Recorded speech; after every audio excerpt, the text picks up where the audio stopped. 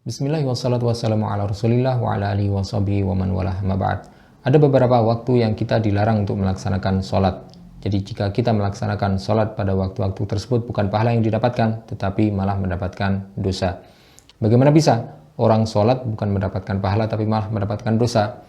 Karena melanggar perintah atau larangan Rasulullah SAW. Jadi syariat Islam, syariat yang diturunkan oleh Allah SWT ini bukan hanya sekedar apa yang kita inginkan, tetapi apa yang Allah inginkan. Kita melaksanakan apa yang Allah perintahkan dan kita meninggalkan apa yang Allah larang, dan itu adalah wujud dari ketakwaan, bukti dari benar-benarnya kita bertakwa kepada Allah atau tidak. Jadi bisa jadi orang sholat tetapi malah mendapatkan dosa jika sholat yang dilakukan itu tidak sesuai dengan apa yang diperintahkan oleh Allah SWT. Salah satunya berkenaan dengan waktu ini. Jadi dalam sebuah hadis, sahabat Rasulullah SAW menyebutkan bahwasanya salatu sa'at nahana Nabi SAW an nusalli fihin wa an naqbura fihin mautana. Ada 3 waktu yang mana Rasulullah SAW melarang kita untuk melaksanakan sholat ataupun untuk memakamkan orang yang telah meninggal di antara kami, yaitu hina tatlu'u syamsu bazighah hatta tartafi. Yang pertama adalah ketika matahari mulai terbit sampai benar-benar meninggi. Yang kedua adalah hina yaqumu qa'imudz zahirah hatta tamila syams. Yang kedua adalah ketika matahari benar-benar berada di tengah langit sampai matahari condong ke barat. Yang ketiga adalah hina tadayyafu syamsu lil ghurub hatta taghrub. Ketika matahari mulai tenggelam sampai benar-benar selesai sempurna tenggelamnya.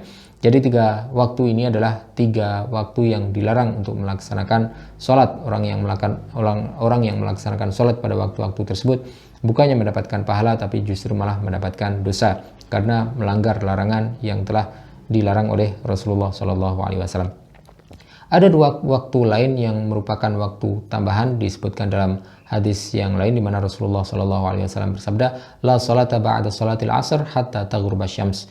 Tidak ada salat, tidak boleh untuk melaksanakan salat setelah melaksanakan salat asar sampai matahari tenggelam. Wala salata ba'da salatis subh hatta tatlu'a syams, dan tidak boleh melaksanakan salat apapun setelah melaksanakan salat subuh sampai matahari terbit. Jadi totalnya ada 5 waktu yang dilarang untuk melaksanakan salat. Tetapi para ulama menjelaskan bahwasanya 5 waktu itu statusnya ataupun kondisinya tidak sama. 3 waktu pertama yang disebutkan dalam hadis pertama itu merupakan waktu mudhayyaqah, waktu sempit yang memang benar-benar dilarang untuk melaksanakan sholat apapun. Jadi sebisa mungkin seorang untuk tidak melaksanakan sholat apapun dengan keperluan apapun. Dan waktu-waktu itu terbatas, tidak lama. Jadi ketika matahari mulai terbit sampai benar-benar terbit, sampai sempurna terbitnya. Ketika matahari pas tengah langit sampai agak condong ke barat, jadi sekitar 10-15 menit tiap-tiap waktu tersebut. Dan ketika matahari mulai tenggelam, mulai menyentuh ufuk sampai benar-benar sempurna tenggelamnya. Rasulullah SAW dalam sebuah hadis yang lain menjelaskan bahwasanya alasannya karena pada waktu-waktu tersebut tanduk setan tumbuh atau tanduk setan muncul. Jadi orang-orang kafir biasanya sujud kepada setan pada waktu-waktu tersebut. Dilarang karena menjauhi dari perbuatan yang menyerupai perbuatan orang-orang kafir. Sedangkan 2 waktu yang lain merupakan waktu muasa, waktu yang lebih longgar, lebih luas, lebih panjang waktunya, yaitu setelah sholat subuh sampai matahari terbit dan setelah sholat asar sampai matahari tenggelam. Kedua waktu tersebut dibolehkan seorang muslim untuk melaksanakan sholat yang ada kebutuhannya, misalnya melaksanakan mengqadha sholat yang telah ditinggalkan, ataupun sholat-sholat yang ada alasannya, misalnya sholat karena memasuki masjid. Rasulullah SAW menjelaskan, idza dakhala ahadukumul masjid fala yajlis hatta yusalli rak'atain. Kalau ada yang masuk masjid maka jangan duduk sampai sholat 2 rakaat, yaitu sholat tahiyatul masjid. Maka dibolehkan untuk sholat karena memang ada perintah dan ada kebutuhan untuk melaksanakan sholat di waktu tersebut. Atau sholat yang lain, misalnya sholat wudhu, sebagaimana yang dilakukan oleh Abu Hurairah radhiyallahu anhu, bahwasanya beliau senantiasa melaksanakan sholat ketika selesai melaksanakan wudhu. Jadi wudhu apapun beliau senantiasa menjaga wudhu. Setelah selesai wudhu beliau melaksanakan sholat. Jadi sholat-sholat yang ada kebutuhannya. Dasarnya meskipun hal ini dilarang, meskipun waktu tersebut dilarang untuk sholat dari setelah subuh sampai matahari terbit dan setelah asar sampai matahari tenggelam, karena Rasulullah SAW pun melaksanakan sholat qadha di waktu tersebut, meskipun sholat itu adalah sholat sunnah, bukan sholat wajib. Kalau sholat wajib jelas kapanpun dia ingat ataupun ketika dia lupa atau kapanpun dia bangun, kalau dia tertidur maka dia melaksanakan sholat di waktu itu, meskipun waktu itu adalah waktu yang dilarang untuk melaksanakan sholat, karena itu adalah kewajiban yang tidak bisa ditinggalkan. Sholat adalah kewajiban yang tidak bisa ditinggalkan sama sekali. Adapun sholat sunnah, Rasulullah SAW diriwayatkan sholat sunnah setelah melaksanakan sholat asar. Ada beberapa pendapat di kalangan ulama yang menyikapi perbuatan Rasulullah SAW tersebut.